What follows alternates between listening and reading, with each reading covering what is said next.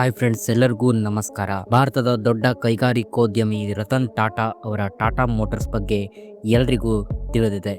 ವಾಸ್ತವವಾಗಿ ಟಾಟಾ ಮೋಟಾರ್ಸ್ ಐಷಾರಾಮಿ ಹೈಟೆಕ್ ವಾಹನಗಳನ್ನು ತಯಾರಿಸ್ತಾ ಇದೆ ಮತ್ತು ಈ ಕಾರುಗಳು ಸಹ ಬಹಳಷ್ಟು ಜನರಿಗೆ ಇಷ್ಟವಾಗುತ್ತಿವೆ. ಇದು ಕಾರುಗಳಷ್ಟೇ ಅಲ್ಲದೆ ಬಸ್, ಟ್ರಕ್ನಂಥ ವಾಹನಗಳನ್ನು ಉತ್ಪಾದನೆ ಮಾಡುತ್ತಿದೆ. ಆದರೆ ಟಾಟಾ ಮೋಟಾರ್ಸ್ ಅಂತ ಅದ್ಭುತ ಪ್ರಯಾಣಿಕ ವಾಹನಗಳನ್ನು ಉತ್ಪಾದಿಸುವ ಈ ಕಂಪನಿ ಏಕೆ ಇನ್ನೂ ದ್ವಿಚಕ್ರ ವಾಹನಗಳನ್ನು ತಯಾರಿಸುತ್ತಿಲ್ಲ ಅನ್ನೋದ್ರ ಬಗ್ಗೆ ಈ ವಿಡಿಯೋದಲ್ಲಿ ನಾವು ಕಂಪ್ಲೀಟ್ ಆಗಿ ನೋಡ್ತಾ ಹೋಗೋಣ. ಟಾಟಾ ಮೋಟಾರ್ಸ್ ಏಕೆ ಬೈಕ್ಗಳನ್ನು ಉತ್ಪಾದಿಸುತ್ತಿಲ್ಲ ಅನ್ನೋ ಪ್ರಶ್ನೆ ನಿಮ್ಮನ್ನ ಯಾವತ್ತಾದರೂ ಕಾಡಿರುತ್ತೆ. ಈ ಪ್ರಶ್ನೆಗೆ ಉತ್ತರವನ್ನ ಈ ವಿಡಿಯೋದಲ್ಲಿ ನಾವು ಕಂಪ್ಲೀಟ್ ಆಗಿ ತಿಳ್ಕೊಳ್ಳೋಣ.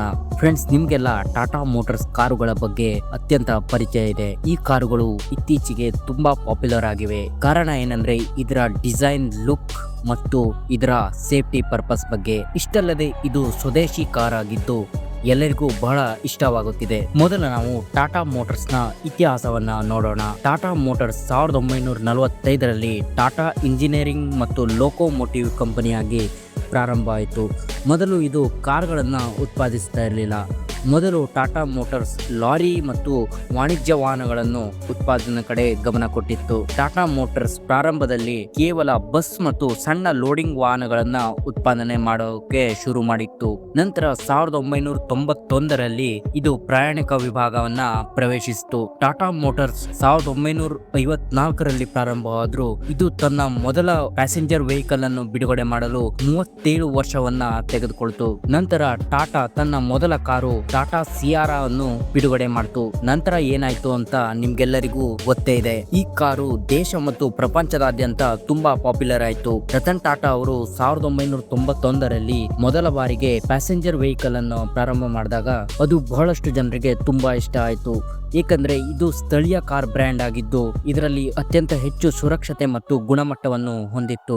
ಈ ನಡುವೆ ಕಂಪನಿಯು 5 ಆಸನಗಳ SUVಯನ್ನು ಅಂದರೆ ಟಾಟಾ ಸುಮೋವನ್ನು 1994ರಲ್ಲಿ ಬಿಡುಗಡೆ ಮಾಡಿತು. ನಂತರ 2 ದಶಕದಲ್ಲಿ ಲಕ್ಷಾಂತರ ಜನರು ಅದನ್ನು ಖರೀದಿ ಮಾಡಿದರು. ನಂತರ 1998ರಲ್ಲಿ ಟಾಟಾ ಮೋಟಾರ್ಸ್ ನ ಅತ್ಯಂತ ಶಕ್ತಿಶಾಲಿ SUV ಟಾಟಾ ಸಫಾರಿಯನ್ನು ಲಾಂಚ್ ಮಾಡಿತು. ಇದು ಟಾಟಾ ಸುಮೋಗಿಂತ ಹೆಚ್ಚು ಶಕ್ತಿಯುತ ಮತ್ತು ಹೆಚ್ಚು ವೈಶಿಷ್ಟ್ಯಗಳಿಂದ ಕೂಡಿತ್ತು. ಇದರಿಂದ ಈ ಕಾರು ಜನರಿಗೆ ಬಹಳ ಇಷ್ಟವಾಯಿತು ಮತ್ತು ಹೆಚ್ಚು ಪಾಪ್ಯುಲರ್ ಆಗೋಕೆ ಸ್ಟಾರ್ಟ್ ಆಯ್ತು. 1998ರಲ್ಲಿ ಟಾಟಾ ಕಂಪನಿಯು 5 ಆಸನಗಳ ಫ್ಯಾಮಿಲಿ ಕಾರ್ ಅಂದ್ರೆ ಟಾಟಾ ಇಂಡಿಕಾವನ್ನು ಬಿಡುಗಡೆ ಮಾಡಿತು. ಈ ಟಾಟಾ ಇಂಡಿಕಾದ ಪಾಪ್ಯುಲಾರಿಟಿ ಮತ್ತು ಈ ಟಾಟಾ ಇಂಡಿಕಾದ ಪರ್ಫಾರ್ಮೆನ್ಸ್ ಮತ್ತು ಜನಪ್ರಿಯತೆ ನೋಡಿ ಇದರ ಸೇಲ್ಸ್ ಕೂಡ ಹೆಚ್ಚಾಯಿತು. ಭಾರತದಲ್ಲಿ ಬಿಡುಗಡೆಯಾದ Tata Indica car Tata motors ನ ಜನಪ್ರಿಯತೆಯನ್ನು ಪ್ರತಿ ಮನೆಗೆ ತಲುಪಿಸಿತು. ಇದು ಪ್ರತಿಯೊಬ್ಬರು ಇಷ್ಟಪಡುವ ಕಾರ್ ಆಗಿ ಬದಲಾಯಿತು. ಆದರೆ ಇದಕ್ಕೆ ಕಾಂಪಿಟೇಷನ್ ಕೊಡೋಕೆ ಮಾರುತಿ ಸುಜುಕಿ ತನ್ನ ಆಲ್ಟೋ ಕಾರ್ ಅನ್ನು ಲಾಂಚ್ ಮಾಡಿತು. ಆದರೆ 2008ರಲ್ಲಿ ಟಾಟಾ ಕಂಪನಿಯು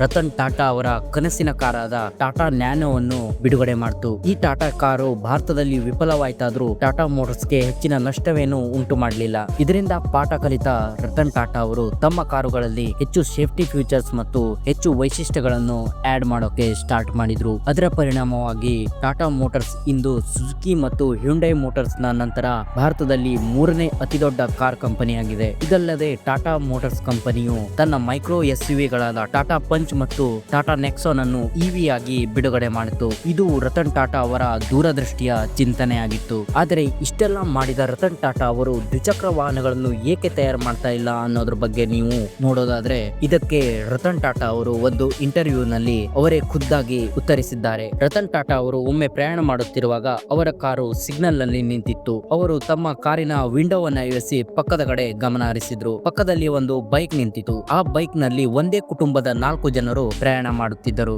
ನಂತರ ಅವರು ಆ ಕುಟುಂಬವನ್ನು ಮಾತನಾಡಿಸಿ ಏನು ನಿಮ್ಮ ಸಮಸ್ಯೆ ಎಂದು ಕೇಳಿದರು. ಆಗ ಅವರು ಉತ್ತರಿಸುತ್ತಾ, ನಮ್ಮ ಬಳಿ ಕಾರ್ ಕೊಳ್ಳಲು ಹಣವಿಲ್ಲ, ಆದ್ದರಿಂದ ನಾವು ಬೈಕ್ ಅನ್ನೇ ಪ್ರಯಾಣಕ್ಕಾಗಿ ಹೆಚ್ಚು ಉಪಯೋಗಿಸುತ್ತಿದ್ದೇವೆ ಎಂದು ಹೇಳಿದರು. ಇದು ಅವರೊಬ್ಬರ ಸಮಸ್ಯೆ ಅಲ್ಲ, ಭಾರತದ ಅತ್ಯಂತ ಹೆಚ್ಚು ಜನರ ಸಮಸ್ಯೆ ಇದಾಗಿತ್ತು. ಮಿಡಲ್ ಕ್ಲಾಸ್ ಜನರು ಇಂದಿಗೂ ಕಾರ್ಗಳನ್ನು ತಗೊಳ್ಳುವಷ್ಟು ಶಕ್ತಿಶಾಲಿಯಾಗಿಲ್ಲ. ಆದ್ದರಿಂದ ರತನ್ ಟಾಟಾ ಅವರು ಇದರಿಂದ ತುಂಬಾ ಚಿಂತೆಗೆ ಒಳಗಾಗಿ ಅವರು ಟಾಟಾ ನ್ಯಾನೋವನ್ನು ಬಿಡುಗಡೆ ಮಾಡಿದರು. ಆದರೆ ಭಾರತದ ಜನರು ಇದನ್ನು ಅಡ್ವಾಂಟೇಜ್ ಆಗಿ ತಗೊಳ್ಳೋ ಬದಲು ಅದನ್ನು ಅಗ್ಗದ ಕಾರು ಎಂದು ವ್ಯಂಗ್ಯ ಮಾಡಿದ್ದರು. ಆದ್ದರಿಂದ ಟಾಟಾ ನ್ಯಾನೋ ಭಾರತದಲ್ಲಿ ಫ್ಲಾಪ್ ಆಯಿತು. ಆದ್ದರಿಂದ ರತನ್ ಟಾಟಾ ಅವರ ಕಂಪನಿ ಇಂದಿಗೂ ಬೈಕ್ ಗಳನ್ನು ಉತ್ಪಾದಿಸುತ್ತಿಲ್ಲ. ಬದಲಾಗಿ ಅಗ್ಗದ ಬೆಲೆಯಲ್ಲಿ ಮಿಡಲ್ ಕ್ಲಾಸ್ ಜನರಿಗಂತಾನೆ ಕಾರುಗಳನ್ನು ತಯಾರು ಮಾಡುತ್ತಿದೆ. ಓಕೆ ಫ್ರೆಂಡ್ಸ್, ಇದಾಗಿತ್ತು ಇವತ್ತಿನ ವಿಡಿಯೋ. ನೀವು ಇದುವರೆಗೂ ಚಾನಲ್ ಅನ್ನ ಸಬ್ಸ್ಕ್ರೈಬ್ ಮಾಡ್ಕೊಳ್ಳೋದಾಗಿದ್ರೆ ಕೆಳಗಿನ ಕೆಂಪು ಕಲರ್ ಬಟನ್ ಒತ್ತಿ ಸಬ್ಸ್ಕ್ರೈಬ್ ಮಾಡ್ಕೊಳ್ಳಿ. ಹಾಗೆ ಪಕ್ಕದಲ್ಲೇ ಇರೋ ಬೆಲ್ ಐಕಾನ್ ಕೂಡ ಪ್ರೆಸ್ ಮಾಡಿ. ನಿಮಗೆ ಈ ವಿಡಿಯೋ ಇಷ್ಟ ಆಗಿದ್ರೆ ಲೈಕ್ ಮಾಡಿ ಮತ್ತು ನಿಮ್ಮ ಫ್ರೆಂಡ್ಸ್ ಜೊತೆಗೂ ಶೇರ್ ಮಾಡ್ಕೊಳ್ಳಿ. ಮುಂದಿನ ವಿಡಿಯೋದಲ್ಲಿ ಮತ್ತೆ ಸಿಗ್ತೀನಿ. ಅಲ್ಲಿವರೆಗೂ ಸೈನಿಂಗ್ ಆಫ್.